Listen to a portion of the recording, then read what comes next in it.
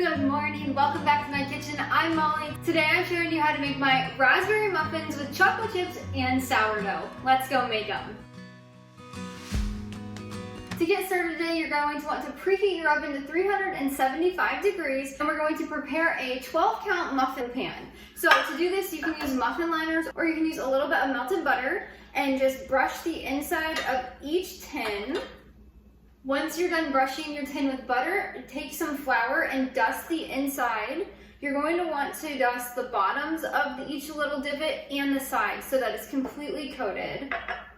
If you can see this, we're going to tip this upside down over a trash can and kind of bang the bottom to get any excess flour out. Let's go do that.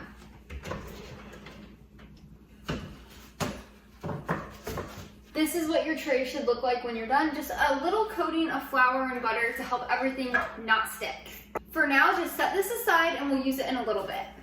To get started, we are going to incorporate some dry ingredients into a medium-sized mixing bowl. We're going to start with 1 1/4 cups of all-purpose flour, 1/4 of a teaspoon of salt, 1 teaspoon of baking powder, 1 cup of chopped raspberries, and 1/2 cup of chocolate chips. You can use mini chips, those are my favorite, or you can use regular chips. I like to use semi-sweet, or you can use milk chocolate.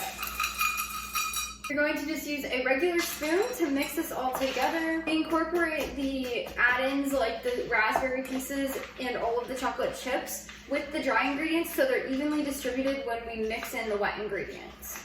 Otherwise, they can clump and they can stick together instead of being dispersed throughout.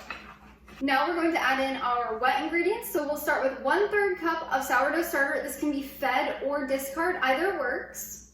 But I do want to note my sourdough starter is about a 50% hydration, meaning when I feed it, it's a 2-to-1 ratio of flour to water. So it's a thick pancake-like batter. So if your starter is a little more runny, your batter will be just a little more runny, or if your starter is a little more thick, your batter will be a little more thick. So with any sourdough recipe, just know there are some variations depending on your starter. If you want your recipe to turn out just like mine, feed it that 2-to-1 ratio of flour to water about 4 to 12 hours before you make this recipe. You don't need fed starter, but it will help it get to that consistency that I have.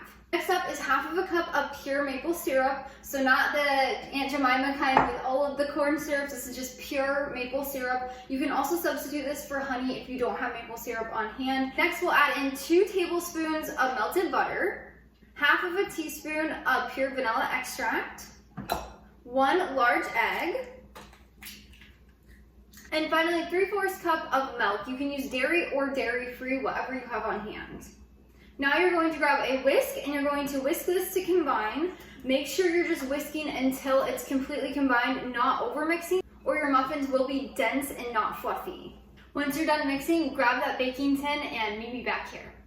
These muffins really are simple and easy. I had a reader comment and tell me that her toddler loves these muffins and she's made them about 3 times. So if you have not tried this recipe, I highly recommend it, which if you're watching this, I hope you are making it with me. Now we are going to fill our muffin liner. I like to use this very large cookie scoop or batter scoop, if you will, and you're going to fill up each hole of your muffin tin about 3/4 of the way full.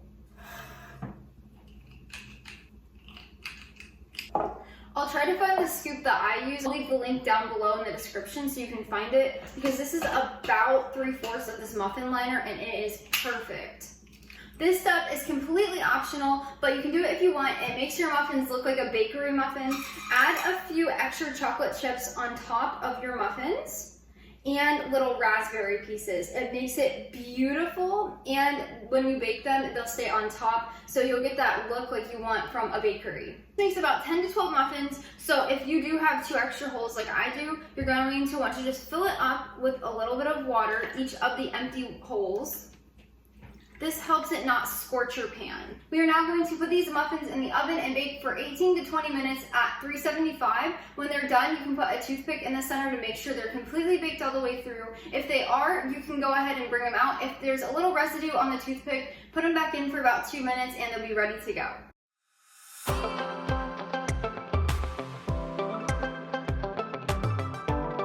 Once your muffins are finished baking, you'll want to put them on a wire rack to cool for about 5 to 10 minutes. After that, you can remove them and they can finish cooling on the wire rack. If you want more sourdough recipes like this one, I have a free sourdough ebook. It has our top 25 favorite sourdough recipes that are over on the blog. I put them all together in a little cookbook that's digital. I'll leave the link down below for you to grab your free copy. Thank you so much for joining me today. I'll leave the link to this recipe down below in the description. You can find it over on the plumbranchhome.com blog. Until next time, go make your house a home.